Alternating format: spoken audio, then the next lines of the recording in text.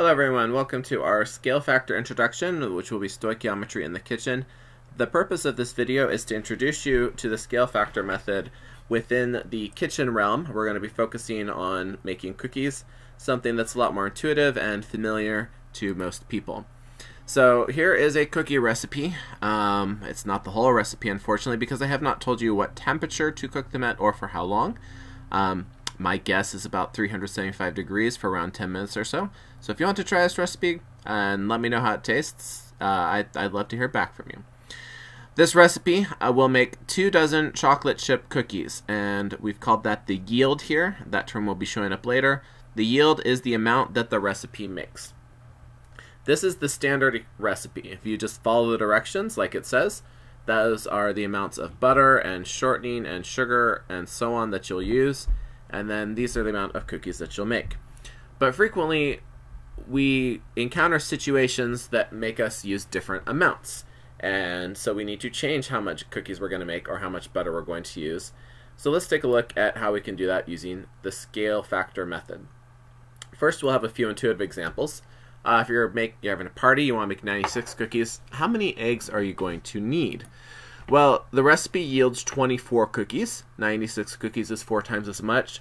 So you can see we're making a quadruple batch. So if the recipe calls for 2 eggs, then we'll need 8 eggs. We're just going to need 4 times everything.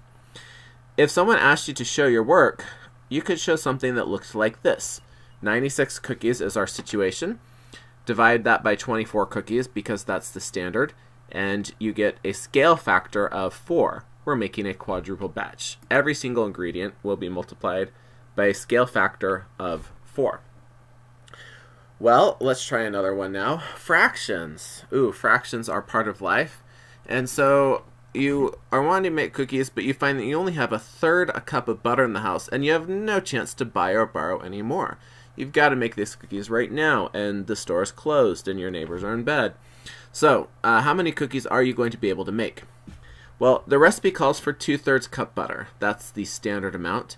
And I hope you're able to see that 1/3 a cup is half of 2/3 of a cup. And so we have a half batch in front of us. With a half batch, that means we're going to make 12 cookies. Again, if you were asked to show your work, please do math to back this up. You could do a calculation that looked like this. 1/3 cup butter is the situation. Divide by 2/3 cup butter, that's the standard. And you get 1/2, and that is our scale factor. We're going to make half of the number of cookies. We'll use half the ingredients. These scales so far have been fairly intuitive, but frequently in chemistry, we're going to have non-intuitive scale factors, things where you just can't really do it in your head. We're going to stick with cookies, which I hope feel intuitive, and move to some non-intuitive numbers. As noted before, that usually when we have a recipe, we'll double it or half it or maybe triple it. I don't know that I've ever made a 1/3 batch or a 1/4 batch. If I have, I don't remember doing it. So we don't really go too far from doubling or having recipes. But in chemistry, we're going to go all over the place with all sorts of different numbers. It's a lot easier to do this if you use the scale factor equation. And the scale factor equation looks like this. The situation amount divided by the standard amount gives you the scale factor. The scale factor is what you're going to multiply everything by to get your new rescaled equation that will tell you how much of each ingredient to use and how many cookies you can expect to make. Scale factor is situation over standard. The situation amount is what you have in this situation. The standard amount is what the recipe calls for. The standard amount is going to be the same and every single time you use this recipe. It's the standard. Whereas the situation will change depending on your situation. Something that I hope will help you remember the equation for the scale factor is to ask yourself the following question. Why do people own shares? And that is because they prefer to sit over stand. And so now we see that the scale factor is the situation amount over the standard amount. And there's a little image for you that the scale factor is equal to the situation amount over the standard amount. And hopefully that will stick in your head, and we're ready to move on. So let's say you want to make just 1 cookie. What's your situation amount now? Well, your situation amount is 1 cookie. How much butter are you going to be using, and how much flour? Again, situation amount is 1 cookie. And the standard amount is 24 cookies. So we're going to use our scale factor is situation over standard. That's 1 cookie over 24 cookies. So scale factor is 1/24th when expressed as a fraction, 0.04167 when expressed as a decimal. So we can multiply either by the fraction or the decimal. We're going to apply that scale factor to the ingredients. And you can see I've done it there both in the fraction form as well as the decimal form. We'll want 0.1458 cups flour, and we'll also want 2/3 scaled as well to get 0.0278 cups of butter. I don't know if you have any 0.1458 measuring cups in your house. Maybe eyeball it, estimate a little bit. 0.0278 cups of butter. Honestly, I wouldn't be surprised if that's about a teaspoon or so, but let's move on. So with 1 cookie, those are the amounts of flour and butter that you're going to make. What if you have 1/7 cup butter? That's all the butter you have in your house. Okay, how many cookies can you make now? So what is the situation amount of butter? It is 1/7 cup. That's our situation amount. The standard amount is 2/3 cup of butter. So we'll take situation over standard. We have 1/7 cup butter divided by 2/3 cup butter to give us 3/14 in fraction form, or 0.02143 in decimal form. We'll apply the scale factor to the amount of cookies, and we find that we make 5.14 cookies. 5.14 cookies. All right, well, 5 cookies comes out nicely, and I guess just a small one.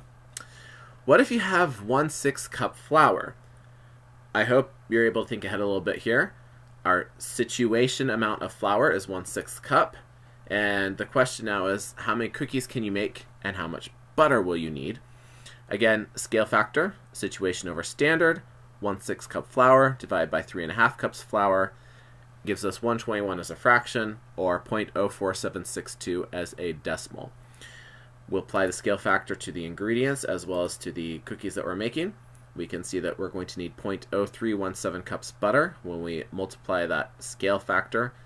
And for the cookies, we'll end up making just a little bit more than 1 cookie. I guess we could make one larger than normal cookie. 1.14 cookies if you have 1/6 a cup flour. What if you have 2.5 cups butter? So how many cookies will you make? How many eggs do you need? Again, scale factor. Situation over standard. 2.5 cups is our situation amount. 2/3 cup butter is the standard. So we're going to see that that's equal to 15 over 4, or 3.75 when you express it as a decimal. And look at that, we are scaling up. It's been a while since we scaled up. Most of the time we've been scaling down. But it's important, it's situation over standard. If the situation is more than the standard, then you are scaling up. Let's go and apply that to our cookies. We'll be making 90 cookies. Looks like we're ready for a party. And how many eggs will we need? 7.5. All right, so the first 7, that's pretty straightforward. And I guess for the last egg, after breaking it open, pour in a bowl and pour out half the egg. There you go.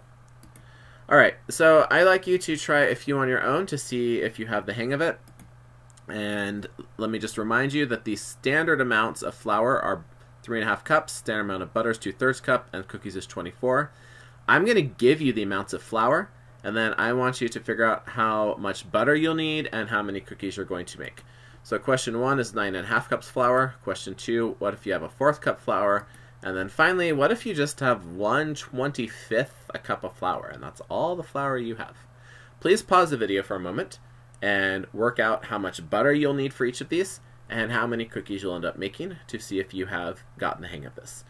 Again, please pause the video and I will wait patiently while you work these through, and when you hit play, we'll be ready to pick up right where you left off. Okay, I hope you were able to successfully calculate for the first one that you will be using 1.81 cups of butter and you'll be able to make 65.1 cookies. For the second one, you're going to need 0.0476 cups butter and you'll be making 1.71 cookies.